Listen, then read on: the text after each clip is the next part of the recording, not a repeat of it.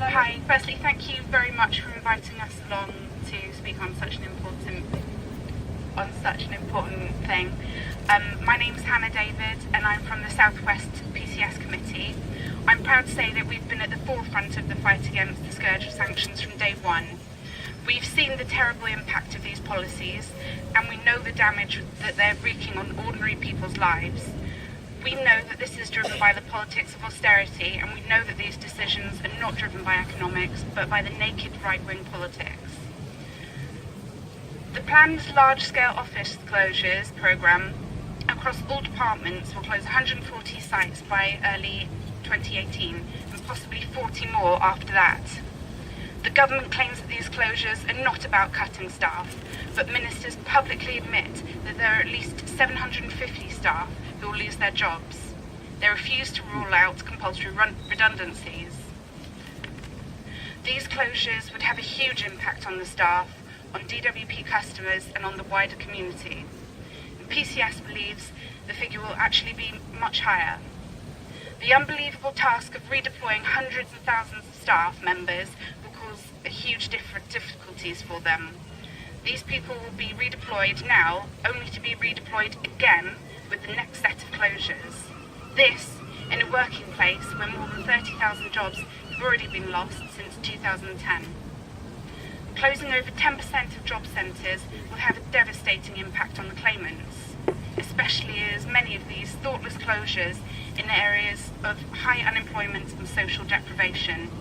Job coaches and disability employment advisors are a vital link between job seekers and local employers, and we should fight to protect this link.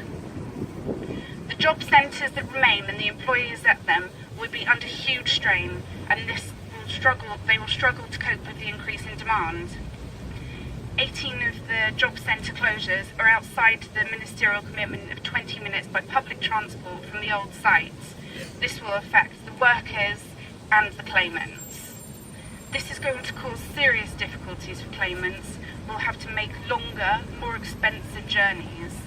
As ever, this will affect the most disadvantaged people the most. DWP claim more people use digital channels for this sort of thing, but not everybody trusts the machine with their claim. Many people don't even have the access or the ability to make their claim digitally.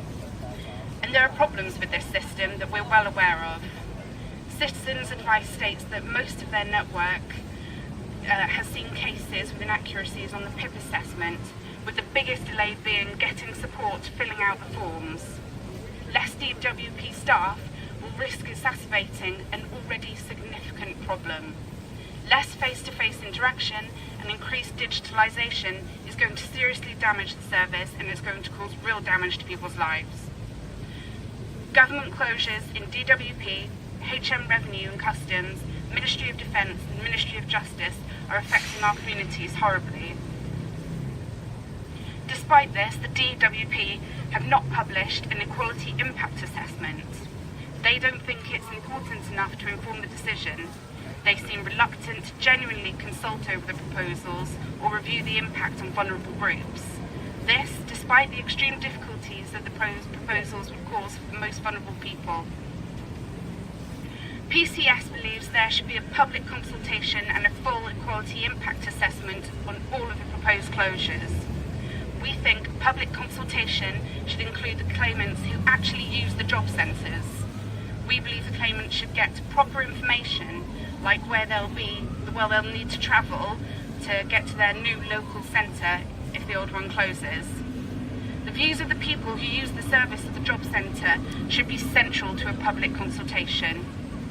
These plans are being carried out with no thought for the staff that will be lost or the staff that will remain, with no thought for the vulnerable people that use the job centres, where adding travel distance to local offices is likely to mean more sanctions and even more reliance on failed IT services than before. We have to recognise that the cancer or the desk that divides us in offices should not divide us in the struggles we face. We have the same enemy, an ideologically driven, vicious Tory government. We must face it together, fight it together and beat it together in solidarity.